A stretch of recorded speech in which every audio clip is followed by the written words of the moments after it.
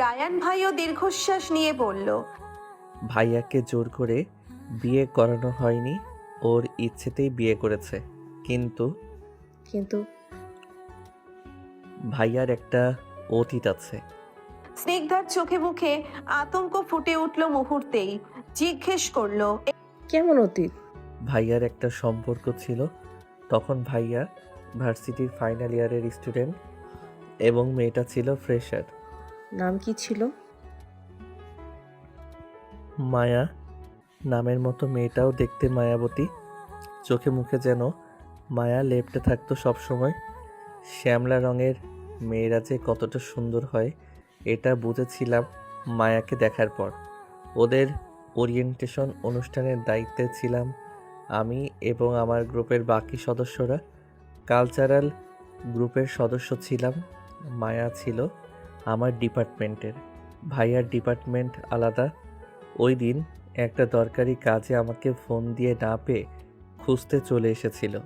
তখন তখন মায়া স্টেজে গান গাচ্ছিল।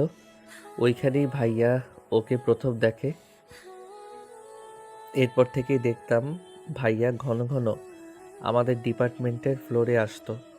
আমার সাথে কথা বলার অজুহাতে এলেও চোখ যেন চারদিকে কাকে খুঁজতো আমি বুঝতে পারতাম। একদিন জিজ্ঞেসও করেছিলাম, কিন্তু ভাইয়া কিছু বলেনি। অন্য আরেকদিন ভাইয়ার মনের আশা পূরণ হয়েই গেল। মায়া ক্লাস শেষ করে ওর বান্ধবীদের সাথে বের হচ্ছিল। ওকে দেখা মাত্রই ভাইয়া এমন হাঁ করে তাকিয়েছিল যে আমি যা বুঝার বুঝে ফেলেছিলাম। এরপর তো ধরলাম আমি ভাইয়াকে। ভাইয়াও সেদিন সব স্বীকার করলো। আমার মাধ্যমে মায়ার সকল বায়োডাটা বের করে নিল। মজার বিষয় কি জানেন, ভাইয়ার লাভ লেটারও আমি নিয়ে গেছিলাম। মানে ভাবেন একবার, সিনিয়র হয়ে একজন জুনিয়রকে লাভ লেটার দিয়েছি, তাও নিজের ভাইয়ের জন্য। এটুকু বলে হাসলো রায়ান ভাই। স্নিগ্ধা উৎসাহিত হয়ে বলল, তারপর কি হলো? আর কি হবে, 7 দিন পর মায়ার জবাব এলো।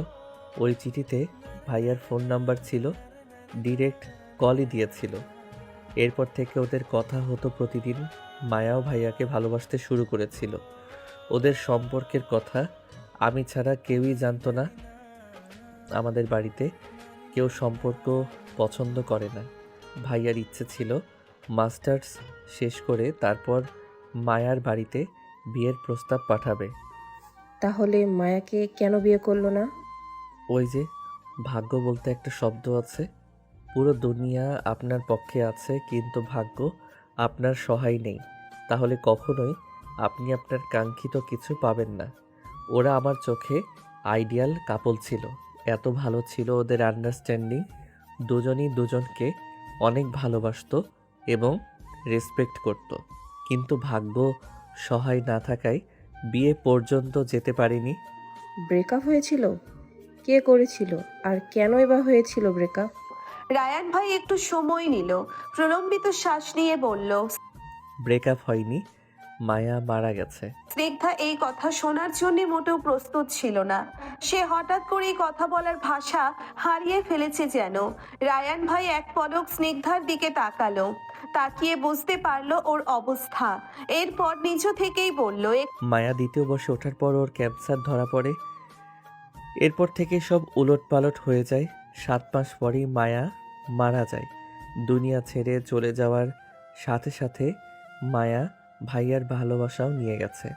এরপর থেকেই ভাইয়ার মধ্যে পরিবর্তন এসেছে।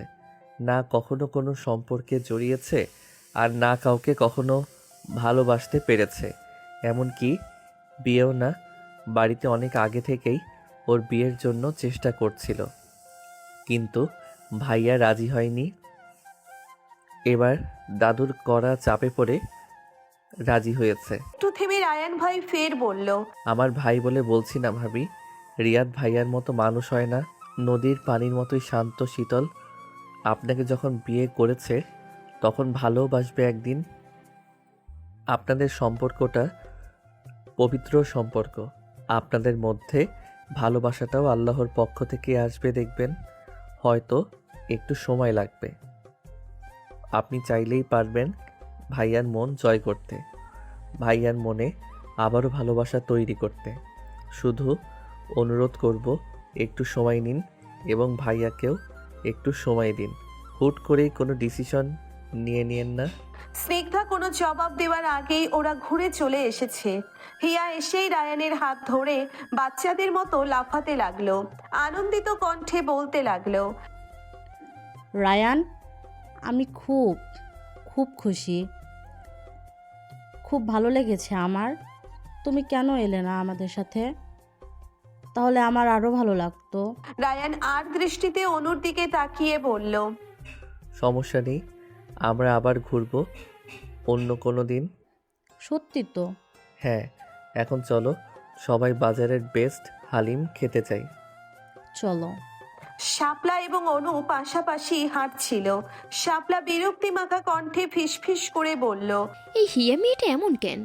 অনু ভাবলে সেহীন ভাবে প্রশ্ন করলো, কেমন? কেমন যেন গায়ে পড়া স্বভাবের, সবসময় রায়ান ভাইয়ের সাথে লেপ্টে থাকে। এটা গায়ে পড়ার স্বভাব না শাপলা, সে তো আর সব ছেলের গায়ে গিয়ে পড়ে না, শুধু রায়ান ভাইয়ের সাথেই এত ক্লোজ। আর যার গায়ে পড়ছে তার যখন সমস্যা নেই তখন আমাদেরও সমস্যা থাকার কথা নয়। সে অধিকার দিচ্ছে বলেই অন্যজন অধিকার দেখাচ্ছে, আর অধিকার আছে মানে দুজনের মধ্যে কোনো সম্পর্ক আছে। তাই এসব নিয়ে আর ভেবো না। কিন্তু কোনো কিন্তু নয়, আমরা আর এই টপিকে কোনো কথা বলবো না। স্নিগ্ধা সুযোগ পেয়ে রায়ানকে জিজ্ঞেস করলো, হিয়া কি আমার যা হতে যাচ্ছে? রায়ান ভাই হেসে বলল, আরে না, তেমন কিছুই না, কিন্তু ভাবসাব তো অন্যরকম লাগছে। অন্যরকম দেখাচ্ছি তাই। মানে? রায়ান ভাই রহস্যময় হাসি দিয়ে বলল, আছে সিক্রেট, একদিন এই সব সিক্রেট বলে দেওয়া যাবে না। আজ ভাইয়ার সিক্রেট বলেছি, অন্যদিন আমারটা বলবো। স্নিগ্ধা হেসে ফেলল। ঠিক আছে। রায়ান ভাই এবং হিয়ার অভিনয়ে অনু অভ্যস্ত হতে পারছিল না কিছুতেই, উল্টে মানসিক প্রেসার বাড়ছিল। মনের দিক থেকে দুর্বল হয়ে পড়ছিল ও।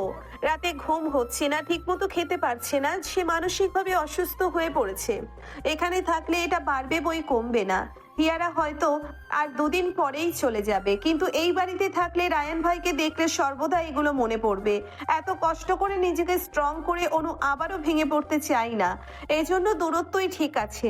রাতে অনু ব্যাগ গোছাচ্ছিল, শাপলা জিজ্ঞেস করলো, ব্যাগ গোছাচ্ছ কেন? কালকে হোস্টেলে ফিরে যাব। কিন্তু বাড়ির সবাই যে বলছিল তুমি আর যাবে না। এটা তাদের সিদ্ধান্ত, কিন্তু চলবো তো আমি আমার সিদ্ধান্তেই। সবাই রাজি হবে? এটা তাদের ব্যাপার, কিন্তু আমি মানসিক অশান্তি নিয়ে এখানে থাকতে পারবো না।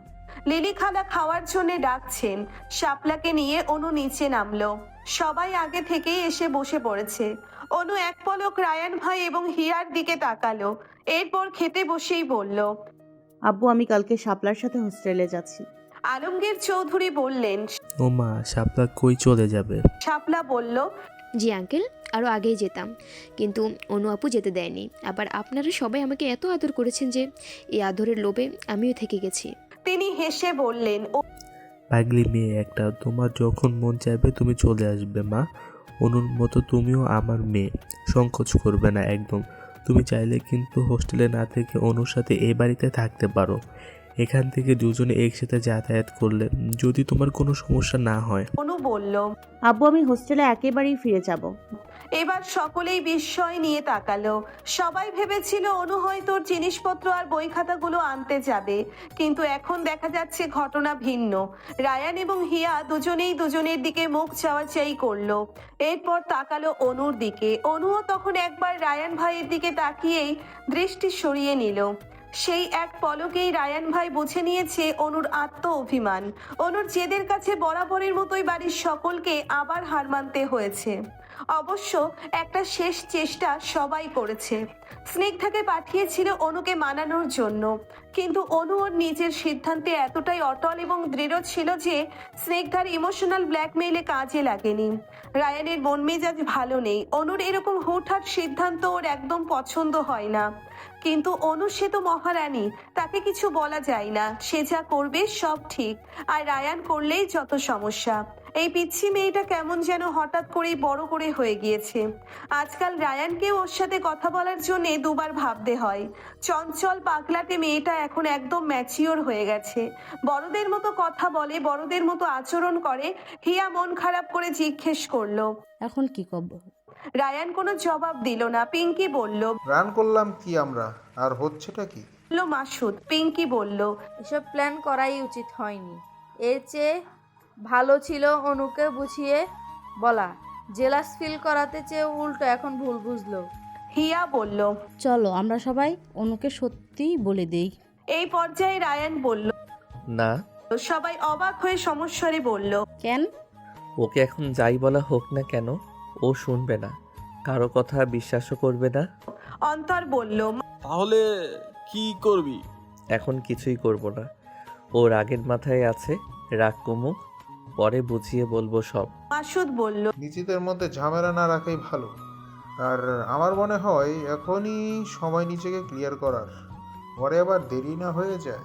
শাপলা শুয়ে শুয়ে ফোনে গেম খেলছিল এবং আর দৃষ্টিতে অনুকে দেখছিল। অনু একটা উপন্যাস পড়ছে। শাপলা গলা খাকারি দিয়ে ডাকলো। আপু, অনু বই থেকে মুখ না তুলেই বলল। বলো। তুমি কি সত্যিই আগামীকাল আমার সাথে হোস্টেলে চলে যাবে? হ্যাঁ। এই সিদ্ধান্ত রাগ করে নিয়েছো তাই না? না। আমার তো মনে হয়। শাপলার কথা শেষ হওয়ার আগেই স্নিগ্ধা এলো রুমে। ব্যস্ত হয়ে বলল। দুজনে জলদি রেডি হয়ে নাও তো। কেন? জানতে চাইলো অনু। এয়ারপোর্ট যাব, ভাইয়া চলে যাচ্ছে আজ রাতের ফ্লাইট। আমরা কেন রেডি হব? কারণ তোমরা আমার সাথে যাবে। আমার ভালো লাগছে না ভাবি, আমি যাব না, ভাইয়াকে নিয়ে যাও। তোমার ভাইয়া বাসায় নেই, জুই এক্সামের পড়া পড়ছে, তাই মা বলেছে তোমাকে আর শাপলাকে নিয়ে যেতে। শাপলা আনন্দিত হয়ে বলল। দারুণ, আমি তো কখনো এয়ারপোর্টের ভিতরে যাইনি জানো, আজ যাওয়া হবে। অনু বলল। ঠিক আছে, তুমি যাও ভাবির সাথে। তুমি না গেলে আমি যাই কিভাবে? আমার শরীরটা ভালো লাগছে না শাপলা। স্নিগ্ধা মনোক্ষুণ্ণ হয়ে বলল। এ কি ধরনের কথা অনু? আমি এত করে অনুরোধ করছি তাও রাখবে না? ঠিক আছে, যেতে হবে না কারো, আমি একাই যেতে পারবো। স্নিগ্ধা রাগ ও মন খারাপ করে রুম থেকে বেরিয়ে গেল। শাপলা অনুকে বলল। ভাবি কষ্ট পেয়েছে, একটু সাথে গেলে কি এমন হবে? অনু দীর্ঘশ্বাস নিয়ে বলল। ঠিক আছে, রেডি হও। অনু শুধু ড্রেসটা চেঞ্জ করেছে, তার একদমই যাওয়ার ইচ্ছে নেই, কিন্তু উপায়ও নেই। ভাবির মন রাখার জন্যেই যেতে হচ্ছে। অনু যাচ্ছে বলে স্নিগ্ধা সত্যিই ভীষণ খুশি হয়েছে। তিনজন যখন বাড়ি থেকে বের হচ্ছিল তখন রায়ান ওর কলিগদের নিয়ে বাহির থেকে বাসায় ফিরছিল। গেটে সবার দেখা হয়ে গেল। রায়ান ভাই স্নিগ্ধাকে জিজ্ঞেস করলো। কোথায় যাচ্ছেন ভাবি? এয়ারপোর্টে যাচ্ছি ভাইয়া, আমার ভাইয়ের ফ্লাইট আজ রাতে। স্নিগ্ধার সাথে অনুও যাচ্ছে স্নিগ্ধাকে সি অফ করতে। এটা শোনার পর থেকেই রায়ানের বুক পাংশুটে হয়ে গেছে। সে কড়া দৃষ্টিতে অনুকে দেখলেও অনু তাকায়নি। রায়ানের অস্তিত্ব তার সামনেই আছে বলে মনে হয় না। রায়ান কোনোভাবে নিজেকে সংযত করে হাসি মুখে বলল। ঠিক আছে, সাবধানে যাবেন ভাবি। রায়ান অস্বস্তিতে মরে যাচ্ছিল। দুই আঙ্গুলের একটা মেয়ে কিভাবে তাকে জ্বালিয়ে পুড়িয়ে মারছে। অনুরা এয়ারপোর্টে গিয়ে দেখলো স্নিগ্ধ, ওর বাবা মা এবং কিছু বন্ধুরা ওদের আগেই চলে এসেছে। স্নিগ্ধার সাথে অনুকে দেখে স্নিগ্ধ ভীষণ অবাক হয়েছে। অনু এসেই একদম চুপচাপ আছে। সবার সাথে কথাবার্তা বলা শেষ হলে স্নিগ্ধ এসে অনুর পাশে বসলো। আজ আর কোনো দুষ্টুমির রেশ নেই তার কণ্ঠে। বেশ স্বাভাবিক কণ্ঠে বলল। আমি ভাবতে পারিনি আপনি আসবেন আজ। অনুও স্বাভাবিক থেকে বলল। বড় চাচি আসতে বলেছে তাই। কেন? ভীষণ খুশি হয়েছি। কেন? এই যে অন্তত বিদায় দিতে এসেছেন। অনু মৃদু মেকি হাসি দিল। স্নিগ্ধ বলল।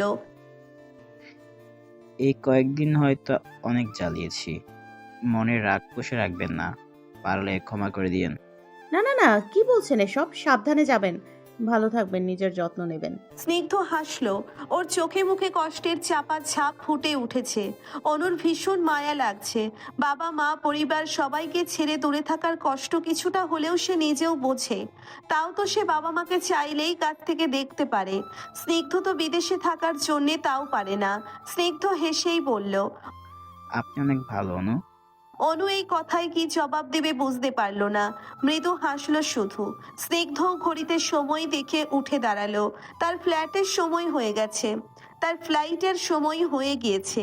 ওর বাবা মা তখনও কাঁদছিল। যাওয়ার সময় স্নিগ্ধর চোখও টলমলো করছিল।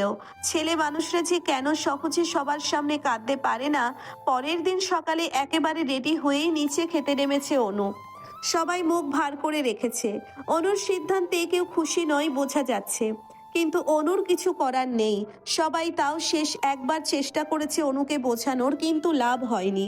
অনু খাওয়া দাওয়া শেষ করে সবার থেকে বিদায় নিয়ে নিল। রোমিওকে কোলে নিয়ে আর কান্না আটকে রাখতে পারেনি। ভীষণ খারাপ লাগছে। রোমিওর চোখও টলমলো করছে। অবুঝ অবলা প্রাণীটাও হয়তো বুঝতে পেরেছে অনু আবারও তাকে ছেড়ে দূরে চলে যাবে। রোমিওকে বাবার কোলে দিয়ে অনু শাপলাকে নিয়ে গাড়িতে উঠে বসলো। ড্রাইভিং সিটে রায়ান ভাই বসে আছে। অনুর প্রতিক্রিয়ার কোনো পরিবর্তন হয়নি এতে। পুরো রাস্তাতেও তিনজন একদম চুপচাপ ছিল। রায়ান ভাইকে দেখেই বোঝা যাচ্ছে যে ভীষণ রেগে আছে সে। হোস্টেলের সামনে এসে গাড়ি থামালো রায়ান ভাই। অনু এবং শাপলার সাথে নিজেও গাড়ি থেকে নামলো। অনু শাপলাকে নিয়ে হাঁটতে শুরু করলে পেছন থেকে রায়ান ভাই ডাক দিল। অনু। অনু দাঁড়িয়েছে। শাপলা ওদের কথা বলার স্পেস দিয়ে চলে যাচ্ছে ভেতরে। রায়ান ভাই এগিয়ে এলো কাছে, রাশভারী কণ্ঠে বলল, সব সময় এত জেদ করা ভালো নয়। আমি তো আপনার সঙ্গে কোনো জেদ করিনি। করেছিস নাকি করিসনি তা আমার থেকেও তুই ভালো করে জানিস। তুইও অবুঝ না, আমিও না। ভালো। এতদিন তোকে অনেক বোঝানোর চেষ্টা করেছি, কিন্তু এখন থেকে আর বোঝাবো না। অনুর বুকটা কেঁপে উঠল, তবুও স্বাভাবিক থেকে বলল, আচ্ছা। খুব শীঘ্রই আবার তোকে বাড়ি ফিরতে হবে দ্বিতীয় বিয়ের জন্য। রেডি থাকিস। ও, রিয়া আপুর সাথে তাহলে বিয়েটা দ্রুতই হচ্ছে। রায়ান ভাই অন্যদিকে তাকিয়ে হেসে ফেলল। অনুর কপালের ওপরে পড়ে থাকা ছোট চুলগুলো কানের পিঠে গুজে দিয়ে বলল, খুব দ্রুতই তুই আমার বউ হচ্ছিস। অনু সবিস্ময়ে বলল, মানে? রায়ান ভাই রহস্যজনক হাসি দিয়ে গানের সুরে বলল, হুট করে ফিরে এসে লুট করে নিয়ে যাব, তুই ছাড়া কেউ বউ হবে না। আমারই ভালোবাসা কেন তুই বুঝিস না? রায়ান আছে এখন মহা মুসিবতে। নিজের বিয়ের কথা নিজেই কি করে বাড়িতে বলবে সে বুঝতে পারছে না। লাজ শরমের মাথা খেয়ে তো আর দুম করেই বাবাকে বলা যায় না। আব্বু, আমি বিয়ে করব। তাও আবার কাকে? অনুকে? বাড়িতে তো বজ্রপাত শুরু হয়ে যাবে। কিন্তু যে করেই হোক বাড়িতে বলতে হবে। ওইদিকে মহারানী খুব উঠছেন, তাকে এবার মনের খাঁচায় বন্দি করার সময় চলে এসেছে। এখন শুধু সাহস করে বাবাকে একবার বলতে পারলেই হলো। কিন্তু কি করে যে বলবে, দুদিন পার হয়ে গেছে। অনেকবার খাবার টেবিলে বলার চেষ্টা করেছে, একাও বলার চেষ্টা করেছে, কিন্তু কোনো লাভ হয়নি। রায়ান উঠানে বসে একা একা অনেক কিছু ভাবছিল। তখন রোমিও এসে রায়ানের পা ঘেঁষে বসলো। রায়ান মুচকি হেসে রোমিওকে কোলে নিয়ে মাথায় হাত বুলিয়ে বলল, রোমিও, খুব টেনশনে আছি বুঝলি। তোর মালকিনকে এবার বউ করেই ফেলবো, কিন্তু বাড়িতে কি করে যে বলি। রোমিও দাদা দাদির ঘরের দিকে তাকিয়ে ঘেউ ঘেউ করতে লাগলো। রায়ান ভ্রুকুচকে দরজার দিকে তাকিয়েই হেসে ফেলল। রোমিওকে আদর করে বলল, thank you so much Romeo, idea পেয়ে গেছি, দাদাকে বলবো। রোমিওকে কোল থেকে নামিয়ে রায়ান দাদার ঘরের দরজায় নক করলো। ভেতর থেকে জবাব এলো, দরজা খোলাই আছে। রায়ান ভেতরে গিয়ে জিজ্ঞেস করলো, কি অবস্থা দাদু? রায়হান নাকি? আয় আয়, ভিতরে আয়, বস। দাদি পান খাচ্ছেন বসে বসে। দাদা একটা নিউজ পেপার পড়ার চেষ্টা করছিলেন। এখন আর চোখের তেমন পাওয়ার নেই, লেখা স্পষ্ট দেখেন না চশমা দিয়েও। তবুও মনের প্রয়াস আর পুরনো অভ্যেস বলে ছাড়তে পারেন না। রায়ান দাদার পায়ের কাছে বসে জিজ্ঞেস করলো, বিরক্ত করলাম তোমাদের?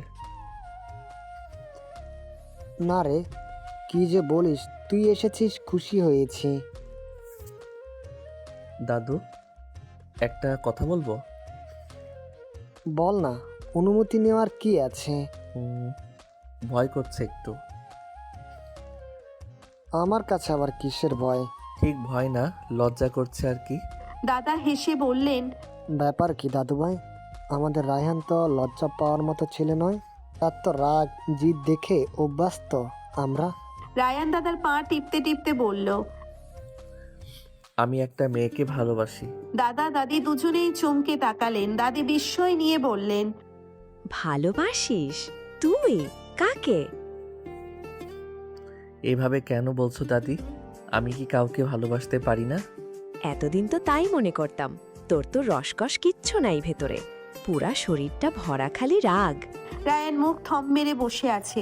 দাদা জিজ্ঞেস করলো, মেয়েটাকে? রায়ান চোখ বুজে সাহস সঞ্চয় করে বলে ফেলল। অনিন্দিতা। দাদা অবাক হয়ে বললেন, অরিন্দিতা? অনু। আমাদের অনু? দাদার চোখে মুখে এখনো বিস্ময়। রায়ান মাথা ঝাঁকিয়ে বলল, হুম। দাদা দাদি দুজনেই দুজনের মুখ চাওয়াচাই করছে। দাদি বললেন, কিভাবে কি কিছুই তো বুঝতে পারছি না। দাদা বললেন, অনু কি তোকে ভালোবাসে? হ্যাঁ, কিন্তু ম্যাডাম আমার উপর রেগে আছে। এখন জিজ্ঞেস করলে স্বীকার করবে না, কিন্তু একসময় ঠিকই পারতো না শুধু আমার জন্য মরে যেতে। একদিন একটু কথা শুনিয়েছিলাম বলে খুব আত্মসম্মানে লেগেছে তার। সেই হতে তার ভাব বেড়েছে। আমাকে এখন দেখতেই পারে না। ও কি পড়াশোনার জন্য বাড়ি ছেড়েছে ভেবেছ? ছেড়েছে আমার জন্য, আমার উপর রাগ করে। দাদা বারবার শুধু অবাকই হচ্ছে। জিজ্ঞেস করলেন, এখন তাহলে তুই কি চাচ্ছিস? অনুকে বিয়ে করতে চাই। একটু থেমে ফের দাদুর হাত ধরে বলল, প্লিজ না করো না। তুমি এখন আমার শেষ ভরসা। তুমি পারবে বাড়ির সবাইকে এবং অনুকে রাজি করাতে। অনু যদি তোকে বিয়ে করতে না চায় তাহলে তো জোর করা যাবে না দাদুভাই। অনু আমাকে এখনো ভালোবাসে দাদু, বিশ্বাস করো। শুধু আমার উপর একটু রেগে আছে। ওর সব রাগ অভিমান আমি ভেঙে দেব, ওকে মানিয়ে নেব। ওর সাথে আলাদা করে কথা বললেই বুঝতে পারবে আমাকে ভালোবাসে কিনা। অনুর সাবজেক্ট তাও পরে দাদু, আসল তো আমাদের পরিবার। বাবা মাকে কিন্তু তোমারই বলতে হবে এবং রাজি করাতে হবে। কিভাবে কি করবে আমি জানি না কিছু। আমি শুধু অনুকে সারা জীবনের জন্য নিজের করে চাই। দাদা দীর্ঘশ্বাস নিলেন, পরক্ষণে হেসে বললেন, ঠিক আছে, আমি দেখছি। তুই যে অনুকে ভালোবাসিস, বিয়ে করতে চাস, আমি খুশি হয়েছি ভীষণ। অনু অন্যমনস্ক হয়ে জানালার দিকে তাকিয়ে আছে। তার সামনে খোলা বই, মন পড়াতে নেই। মাথার ভেতর শুধু রায়ান ভাইয়ের কথা ঘুরছে। শাপলা ক্লাস শেষ করে আসার থেকেই অনুকে এভাবে বসে থাকতে দেখছে।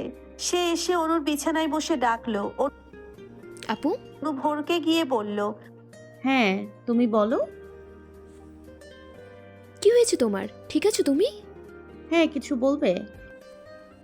সে কখন থেকে কি ভাবছো তুমি? কিছু না তো। কখন এলে তুমি? কখন এসেছি তুমি তাও টের পাওনি? রায়ান ভাইকে নিয়ে ভাবছো? অনু চুপ করে আছে। শাপলা বলল, আপু, অনেক তো হলো রাগ অভিমান, এবার ভাইয়াকে ক্ষমা করে দাও না। ভাইয়া তো নিজের ভুল বুঝতে পেরেছে। অনু এবারও কোনো জবাব দিল না, চুপ করেই রইল। রিয়াদ অফিস থেকে এসে ফ্যানের নিচে বসেছে। ওকে আসতে দেখে স্নিগ্ধা রান্নাঘরে গিয়ে ঠান্ডা পানি দিয়ে লেবুর শরবত বানিয়ে এনেছে। এখনো ওদের মধ্যে স্বামী স্ত্রীর সম্পর্কটা গড়ে ওঠেনি। স্নিগ্ধাও কোনো রকম জোর করেনি। একটা বন্ধুত্বপূর্ণ সম্পর্ক আছে বলা যায়। রিয়াদ অফিসের বিভিন্ন বিষয় নিয়ে স্নিগ্ধার সাথে আলোচনা করে, পরামর্শ নেয়। স্নিগ্ধাও আনন্দিত রিয়াদের সাথে কাজ নিয়ে কথা বলতে পেরে। স্নিগ্ধা শরবত এনে রিয়াদের হাতে দিল। রিয়াদ হাসি দিয়ে গ্লাসটি নিয়ে বলল, থ্যাংক ইউ, এটার খুব দরকার ছিল। You are most welcome. বলেই স্নিগ্ধা রিয়াদের শার্টের বোতাম খুলতে লাগলো। রিয়াদ অস্বস্তিতে গাঁট হয়ে রইল কয়েক সেকেন্ড। এরপর স্নিগ্ধার হাত ধরে বলল, কি করছো? স্নিগ্ধা হেসে বলল, কিছু করছি না। শার্ট পুরোটা খুলবো না, ডোন্ট ওয়ারি। জাস্ট টপ দুটো বোতাম খুলে দিচ্ছি যাতে বাতাস লাগে। আপনার মনে কি অন্য কিছু ঘুরছে নাকি? রিয়াদ হেসে ফেলল। স্নিগ্ধার হাত সরিয়ে দিয়ে বলল, ইটস ওকে, লাগবে না, আমি পারবো। স্নিগ্ধাও হেসে বলল, ঠিক আছে, আপনি তাহলে একেবারে ফ্রেশ হয়ে নিন, আমি নিচে যাচ্ছি। আচ্ছা। রাতে সবাই খেতে বসেছে একসাথে। রায়ান বসেছে দাদার পাশে, বারবার চোখের ইশারায় প্রসঙ্গ তুলতে বলছে। দাদা গলা খাকারি দিয়ে গম্ভীর কণ্ঠে বললেন, রমিস, রিয়াদের তো বিয়ে হয়ে গেছে আলহামদুলিল্লাহ। এখন কি রায়হানের বিয়ে নিয়ে কিছু ভেবেছিস? রমিত চৌধুরী রায়ানের দিকে একবার তাকালেন, তরকারি দিয়ে ভাত মাখতে মাখতে বললেন, আমি কি ভাববো?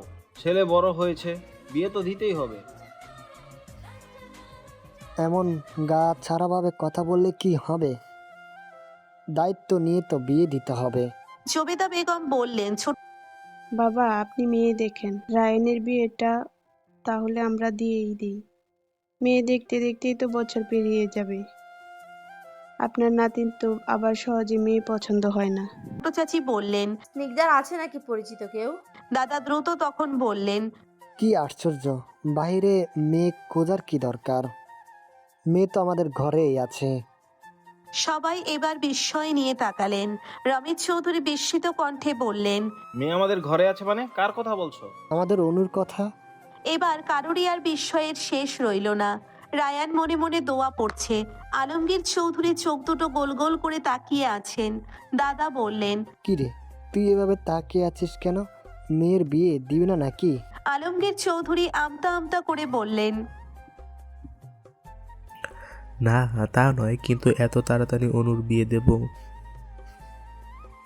তা মেয়ের বিয়ে দিয়ে তুই কি অন্য কোথাও পাঠিয়ে দিবি নাকি?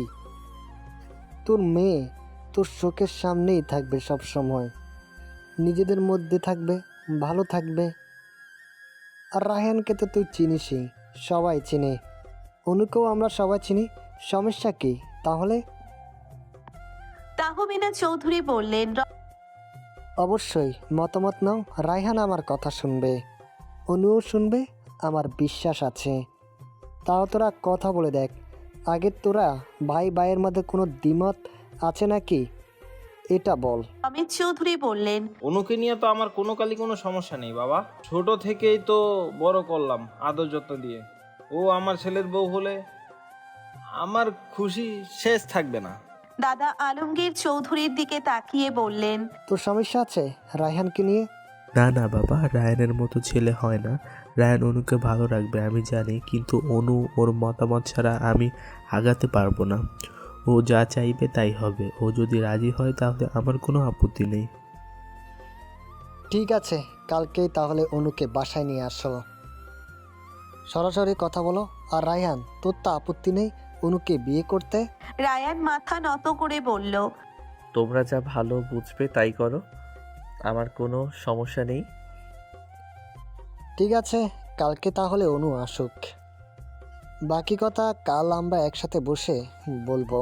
পরের দিন সকালে আয়ান, স্নিগ্ধা আর জুইকে নিয়ে অনুকে আনার জন্যে ওর হোস্টেলে গেল রায়ান। গতকাল রাতেই আলমগীর চৌধুরী ফোন করে আসার কথা বলেছিলেন, কিন্তু অনু না করে দিয়েছে, সে আসতে পারবে না। এরপর এতবার ফোন করেছে কিন্তু লাভ হয়নি। পরে ফোনও অফ করে রেখেছিল অনু। স্নিগ্ধা জিজ্ঞেস করলো, ভেতরে যাব? রায়ান হাত ঘড়িতে সময় দেখে বলল, না, ওকে ডাকলেও আসবে না, একটু পরই ওর ক্লাস শুরু হবে, বের হবে এখনই। স্নিগ্ধা বুঝতে পারছে না রায়ান কি করতে চলেছে। রায়ান আয়ানের দিকে তাকিয়ে বলল, তোর বোন যদি যেতে না চায় জোর করে নিয়ে যেতে পারবি না। তোমার বউ তুমি কিভাবে নেবে নাও, তোমার ব্যাপার। আমি কেন জোর করব? আমি কেন খারাপ হব শুনি? পরে রাগ করে আমার সাথে কথা বলবে না। রায়ান হাসলো, হেসে বলল, ওই যে আসছে। সবাই তাকিয়ে দেখে অনু গেট দিয়ে বের হচ্ছে। হঠাৎ করে ওদেরকে দেখে অনু অবাক হলো না, নিশ্চয়ই নিয়ে যেতে এসেছে। তাই অনু ওদের সাথে কথা বলতেও এগিয়ে এলো না, অন্য সাইড দিয়ে ভার্সিটির দিকে এগিয়ে যাচ্ছিল। রায়ান প্রায় এক প্রকার দৌড় দিয়ে এগিয়ে গিয়ে পথ আটকে দাঁড়ালো, জিজ্ঞেস করলো, সমস্যা কি? কোনো সমস্যা নেই। এতগুলো মানুষ তোর জন্য এসেছে, তুই এভাবে চলে যাচ্ছিস কেন? আমি আপনাদের সাথে যাব না তাই। আর আমার ক্লাস শুরু হবে, এক্ষুনি যেতে হবে। দুদিন ক্লাস না করলে কিছু হবে না, বাসায় চল। না। যাবি না? না। রায়ান একবার সবার দিকে তাকালো, বলল, যেতে তো তোকে হবে, আমায় বিয়ে না করলে তোর শান্তি নেই। এরপর আচমকা অনুকে কাঁধে তুলে নিয়ে হাঁটতে লাগলো। অনু হকচকিয়ে গেলেও পরে নামার জন্যে অনেক চেষ্টা করে যাচ্ছে। রায়ানের পিঠেও কিল ঘুষি দিচ্ছে, কিন্তু কোনো লাভ হয়নি। থমথমে মুখে দাদুর সামনে বসে আছে অনু, ওর পাশেই দাঁড়িয়ে আছে রায়ান, আয়ান, স্নিগ্ধা এবং জুই। দাদুর পেছনে বাড়ির সবাই দাঁড়িয়ে আছে, সকলেই হতভম্ব হয়ে আছে। দাদু গলা খাকারি দিয়ে অনুকে জিজ্ঞেস করলেন। তুমি ঠিক আছো? অনুর আগে জোরে জোরে শ্বাস নিচ্ছে। সে দাঁতে দাঁত পিষে বলল। বাড়ির মেয়েকে এভাবে কেউ তুলে আনে? দাদু অভিনয় করে বললেন। ঠিক তো, কেন এভাবে আমার নাতিকে তুলে এনেছিস? রায়ান মাথা নত করে বলল। আসতে না চাইলে কি করব? তাই বলে এভাবে জোর করে নিয়ে আসবি? আয়ান তখন বলল। রায়ান ভাইয়ের দোষ নেই, আমি বলেছিলাম জোর করে আনতে। অনুর যে গাড়তেরা, আমি তো জানতাম ও ভালোই ভালোই সাথে আসতে চাইবে না।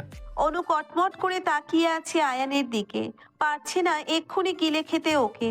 সে রাগের সাপের মতো হিস হিস করে বলল। তুমি আমার ভাই না, শত্রু। বোনকে বাড়িতে আনার জন্য যদি শত্রু হতে হয় তাহলে আমি শত্রু, যা। দাদা অনুকে শান্ত করতে বললেন। দাদু ভাই, মাথা ঠান্ডা করো। তুমি বাড়িতে কেন আসতে চাও না? আমাদের কি তোমার দেখতে ইচ্ছে করে না? এত পর হয়ে গেলাম আমরা। অনু চুপ করে আছে। কি করে বলবে সে তাদেরকে নয়, বরং তার শুধু একজনকে দেখতে ইচ্ছে করে না। এজন্যই সে আসতে চায় না এই বাড়িতে, সবার থেকে দূরে দূরে থাকে। দাদুকেও নিশ্চুপ থাকতে দেখে অনু বলল। সেরকম কিছু নয় দাদু, আসলে এখন অনেক পড়ার চাপ তো তাই। তাই বলে তুই আমাদের দেখেও না দেখার ভান করে চলে যাবি অনু? বলল জুই। স্নিগ্ধা জুইয়ের হাতে চিমটি কেটে চুপ করতে বলল। দাদুও এই প্রসঙ্গে কোনো কথা বললেন না। তিনি অনুকে বললেন। যাও, তুমি ফ্রেশ হয়ে আগে একটু রেস্ট করো, খাওয়া দাওয়া করো। অনুর কেমন যেন একটা খটকা লাগছে। দাদুর এত আদুরে ভালো ব্যবহার, বাড়ির সকলের নীরবতা, সবকিছু তাকে ভীষণ ভাবাচ্ছে। কিছু তো একটা গরমিল আছে, কিন্তু সেটা কি? অনু তাই কোনো রকম ভনিতা না করেই বলল। আমি তো খেয়েই ক্লাস করার জন্য বের হচ্ছিলাম দাদু, এখন আর খাবো না। তোমরা আমাকে বলো কি জন্য এভাবে আমাকে নিয়ে এসছো, জরুরি তলবটা কি? বলবো, সময় তো ফুরিয়ে যাচ্ছে না? যাচ্ছে, আমার হোস্টেলে ফিরতে হবে। না। না মানে? না মানে না। তোমার আর হোস্টেলে ফিরা হবে না, তুমি বাড়িতেই থাকবে। কি আশ্চর্য, কেন? আমার ইচ্ছে তাই। তোমরা সবাই চাচ্ছোটা কি? তোমার কোনো পছন্দ আছে? দাদুর হঠাৎ এমন প্রশ্নে ভরকে গিয়েছে অনু। আর দৃষ্টিতে একবার রায়ানের দিকে তাকালো, থতমত খেয়ে জিজ্ঞেস করলো। কেন? জানতে চেয়েছি, বলো। ভয় পাওয়ার কিছু নেই, বাড়ির কেউ কিছু বলবে না তোমাকে। মূলত আমরা সবাই এটা জানতে চাই। পছন্দের কেউ থাকলে নিজ সংকোচে বা নিজ ভয়ে বলতে পারো। কিন্তু তোমরা হঠাৎ করে এসব কেন জানতে চাইছো? কি হয়েছে? কিছু হয়নি। পছন্দের কেউ আছে তোমার? অনু চোখ মুখ শক্ত করে দম নিয়ে বলল। না। রায়ান তাকালো তখন অনুর দিকে। দাদু ফের প্রশ্ন করলেন। কাউকে ভালোবাসো? অনুর নিঃশ্বাস যেন আটকে আসতে চাইছে, হাঁসফাঁস লাগছে তার, তবুও জোর করে বলল। না। বেশ, তাহলে তো ভালো। তাহলে কি আমরা আমাদের পছন্দের মতো তোমার বিয়ের জন্য আগাতে পারি? অনু এবার আকাশ থেকে পড়ল। বিয়ে? সে হতভম্ব হয়ে বলল। আমার বিয়ে এত জলদি? হ্যাঁ। কিন্তু কেন? আমার আগে তো জুই আপুর বিয়ে দেওয়ার কথা। আমি তো মেয়েদের সিরিয়াল দেখছি না, ছেলেদের সিরিয়াল অনুযায়ী এখন রায়হানের বিয়ের পালা। অনু অবাক হতেও ভুলে গেছে এবার। মানে? রায়ান ভাই কি বলছো বুঝতে পারছি না। আমি, তোমার বাবা মা, এমন রায়হানের বাবা মা চাই তোমার সাথে রায়হানের বিয়ে হোক। বাড়ির সকলেরই মত আছে এতে। অনু ভাষা হারিয়ে ফেলেছে কথা বলার জন্যে। সে বাবা মা সহ বাড়ির সবার দিকে চোখ বুলালো একবার। দাদু ওর অবস্থা বুঝতে পেরে বললেন। তোমাকে আমরা কেউ জোর করছি না, এমন জোর করব না। তবে আমরা মন থেকে খুব করে চাই তোমাদের বিয়েটা হোক। আমাদেরকে হতাশ করবে না আশা করছি। রায়হানের মতামত নিয়েছি আমরা, ও এই বিয়েতে রাজি। এখন শুধু তোমার মতটা জানা বাকি। এখনই উত্তর দিতে হবে না, আগামীকাল সকালে খাওয়ার টেবিলে তুমি তোমার সিদ্ধান্ত জানাবে। অনু নিশ্চুপ। দাদু জুইকে বললেন। অনুকে রুমে নিয়ে যা। জুই এবং স্নিগ্ধা মিলে অনুকে রুমে নিয়ে গেল। অনু মনে হচ্ছে একটা ঘোরের মধ্যে আছে। সে কারোর সাথেই কোনো কথা বলছে না। আয়ান বাড়ির বাইরে গিয়ে জুইকে কল দিল। ফোনের স্ক্রিনে আয়ানের নাম্বার দেখে আগে দরজাটা নক করে দিল জুই। তারপর কল রিসিভ করে বলল, হ্যালো। ফোনের ওপাশ থেকে আয়ান বলল, হ্যালো, এতক্ষণ লাগে কল রিসিভ করতে? আরে দরজা বন্ধ করছিলাম, বলো। এখন আর এত ভয় পেতে হবে না। জুই অবাক হয়ে জিজ্ঞেস করলো, কেন? তোমার ভাইয়ের সাথে আমার বোনের বিয়েটা হয়ে গেলে আর কিসের ভয়? আমাদের বিয়েও মেনে নেবে। আহারে, কি স্বপ্নটাই না দেখছো তুমি। তুমি জানো না এই বাসায় রিলেশন কেউ পছন্দ করে না। ভাইয়া আর অনু তো প্রেম করেনি, দাদু নিজেই ওদের বিয়ের কথা বলছে। এই তুমি আমাকে শুধু শুধু ভয় দেখাও না। একবার শুধু ওদের বিয়েটা হোক, তারপর হাতে পায়ে ধরে হলেও সবাইকে রাজি করাবো। সেটাই, আগে ওদের বিয়ে হোক। অনুর ভাবমূর্তি দেখে তো মনে হচ্ছে না যে সে রাজি হবে। আয়ানও এবার দীর্ঘশ্বাস নিয়ে বলল, আমিও এই ভয়টাই পাচ্ছি। ও যদি না করে দেয় তাহলে একদম সব শেষ। রাতে অনু এবং স্নিগ্ধা ব্যতীত সবাই নিচে গিয়ে খেতে বসেছে। অনু আসেনি রাগ করে, ওর খাবার লিলি খালার রুমে এসে গিয়ে দিয়ে গেছেন। স্নিগ্ধা আসেনি, ওর মাথা ব্যথা করছে হঠাৎ তাই। জবেদা বেগম তাই আগেই স্নিগ্ধাকে এসে নিজে খাইয়ে দিয়ে ওষুধ খাইয়ে দিয়ে গেছেন। রিয়াদ খাওয়া দাওয়া করে রুমে এসে দেখলো স্নিগ্ধা চোখের ওপর হাত রেখে শুয়ে আছে। রিয়াদের আসার শব্দ পেয়ে হাত সরিয়ে তাকালো স্নিগ্ধা, বলল, ডিম লাইটটাও অফ করে দেবেন প্লিজ। রিয়াদ বলল, হ্যাঁ দিচ্ছি। তুমি এখনো ঘুমাওনি কেন? মাথা ব্যথায় ঘুমও আসছে না। হঠাৎ করে মাথা ব্যথা বানালে কি করে? বুঝতে পারছি না। রিয়াদ ড্রিম লাইটও অফ করে দিল। মুহূর্তেই ঘরটা ঘুটঘুটে অন্ধকারে ডুবে গিয়েছে। রিয়াদ গুটিসুটি পায়ে এগিয়ে গিয়ে বিছানায় উঠে শুয়ে পড়ল। স্নিগ্ধা মাথার যন্ত্রণায় বারবার এপাশ ওপাশ করছে।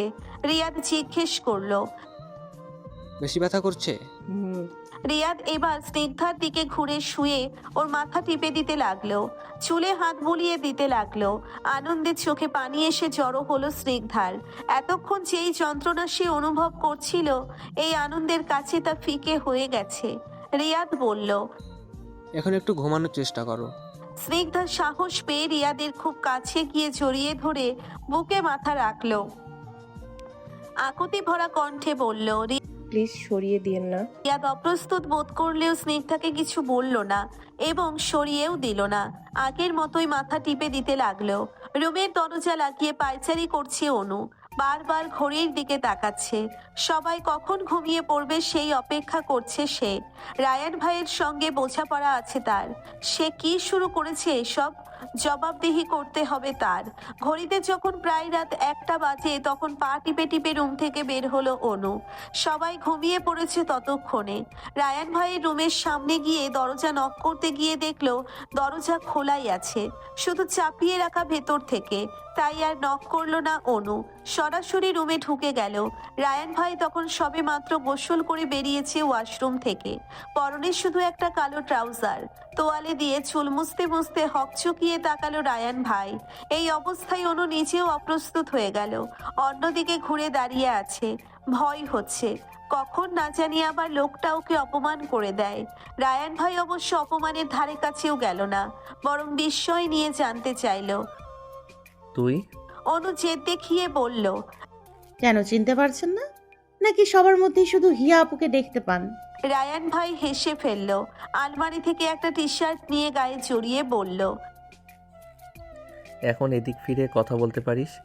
এমনিও এত লজ্জা পাওয়ার কিছু ছিল বলে মনে হয় না। অনু আর চোখে একবার দেখলো, এরপর সরাসরি তাকিয়ে বলল, আপনার মতো নির্লজ্জ মানুষের কাছে অনেক কিছুই লজ্জার মনে হবে না, স্বাভাবিক। রায়ান 2 হাত বগল দাবা করে দাঁড়িয়ে অবাক হওয়ার ভান ধরে বলল, তাই নাকি অনু? রাতে 1টা বাজে তুই আমার রুমে এসেছিস, অথচ নির্লজ্জ বলছিস আমাকেই? অনু তেলে বেগুনে জ্বলে উঠে বলল, হ্যাঁ এসছি তো, প্রেম করতে তো আসিনি, বোঝাপড়া করতে এসছি। কিসের বোঝাপড়া? আপনি যা শুরু করেছেন এসবের মানে কি? কি শুরু করেছি? দয়া করে আমার সাথে কোনো নাটক করবেন না। আপনাকে আমি খুব ভালো করেই চিনি।